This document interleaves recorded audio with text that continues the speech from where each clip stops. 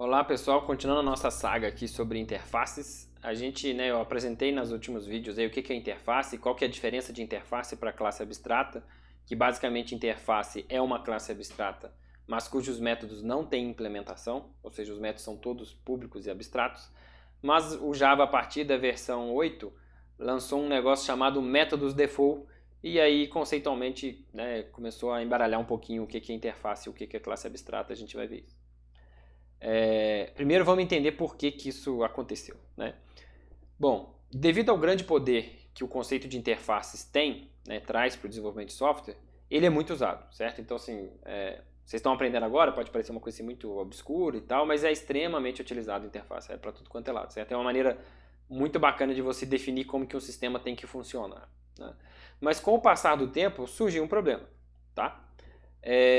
Vamos imaginar esse problema nos nossos exemplos aqui. Imagina que lá no nosso software de desenho, a gente tem lá a nossa interface objeto desenhável, certo? E aí forma geométrica implementa a interface objeto desenhável e também figura e símbolo e por aí vai. Mas depois que o software está pronto e tal, por algum motivo, foi necessário criar um novo método. Desculpa.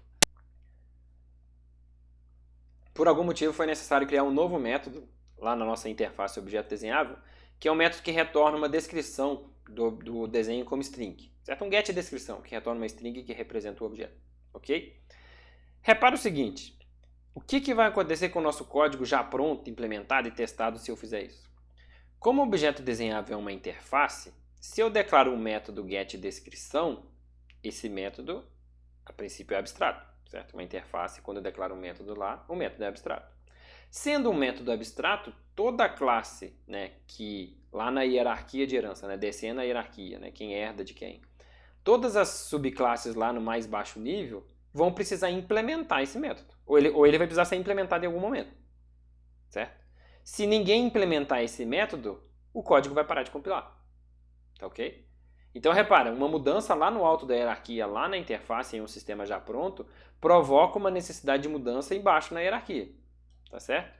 Então, como o método está na interface, todas as classes concretas vão precisar implementar esse método. Ou seja, teremos uma alteração em cascata em várias classes, por exemplo, círculo, quadrado, figura, símbolo, etc. Esse efeito colateral dificulta muito a evolução de interfaces já desenvolvidas, tá certo? Então, por exemplo, imagina que o pessoal responsável pela própria linguagem Java acrescentasse um novo método em uma interface que fosse largamente utilizada. Vamos supor, interface list. Nossa, é bacana, vou colocar um método novo aqui na interface list. Se ele fizesse na list, então o próprio pessoal do Java poderia implementar na ArrayList, poderia implementar no linked list, mas eu posso ter vários outros códigos de outras empresas que são classes que implementam a interface list diretamente. E aí? Uma decisão do pessoal do Java lá na interface list ia obrigar todo mundo a sobrescrever esse método. Certo?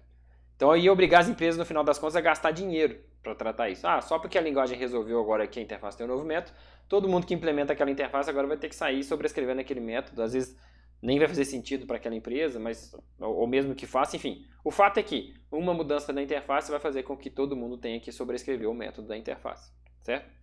Só que, por outro lado, não poder fazer alteração em interface pronta impede que o código evolua. Então, às vezes, esse método novo nessa interface é um método útil, é um método que faz sentido, é um método que o pessoal mesmo está sentindo falta, quem está criando um sistema novo está sentindo falta, está demandando.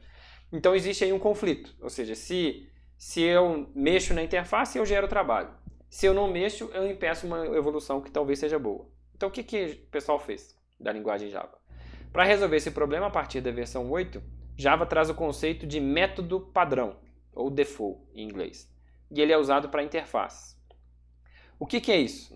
Aí agora eu começo a bagunçar o que é interface com o que é classe abstrata. Agora é possível criar métodos com implementação dentro de uma interface, desde que o método seja declarado como default. Então eu tenho aqui a minha interface objeto desenhável, eu já tinha lá o meu método exibir, agora eu vou criar um método getDescrição e vou declarar ele como default. A partir do momento que eu declaro ele como default, eu posso implementar aqui na própria interface. Tá ok?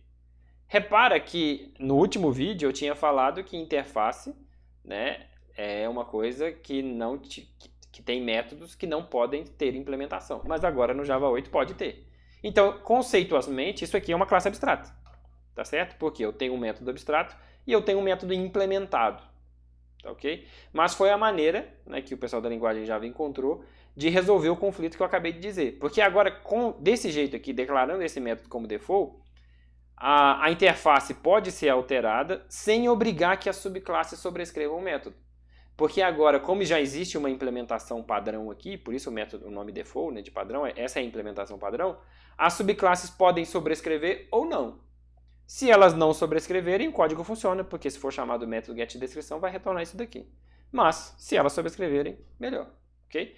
Então, ao invés de travar de um lado ou de outro, ou seja, impedir evolução ou gerar trabalho, criou-se uma definição intermediária que permite que as interfaces evoluam, mas que gere menos problema. Tá certo? Né? Só reforçando que tem que usar a palavra-chave default para incluir esse tipo de método em uma interface. Bom, aí uma coisa que a gente pode levantar é o seguinte, olha, Java permite herdar de várias interfaces, né? Mas não permite herdar de várias classes por causa do problema da herança múltipla, certo? É por isso que Java separa. Já para evitar os problemas da herança múltipla, então vamos herdar só de uma classe. A interface a gente pode implementar várias porque só tem método abstrato. Mas agora eu tenho método com implementação, certo? E aí, como é que fica? Então suponha, por exemplo, que eu tenho uma classe objeto desenhável, né, para dar um exemplo de problema com herança múltipla. Suponha que eu tenho uma interface objeto desenhável que tem um método getDescrição.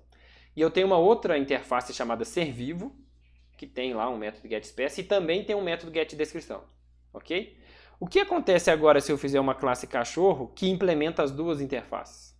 Ou seja, eu tenho uma classe cachorro que implementa tanto a interface serVivo quanto a interface objeto desenhável. Né? Suponha que ela lá sobrescreve o método exibir, aqui da objeto desenhável, sobrescreve o getSpec aqui do serVivo. Mas e agora? E o getDescrição? Se eu chamar cachorro.getDescrição, o que acontece? Não teria como decidir, certo? Então, se eu fizer essa implementação, vai dar esse erro de compilação aqui. Ó. Fala, ó, classe cachorro herda de métodos default não relacionados, getDescrição, dos tipos serVivo e objeto desenhável.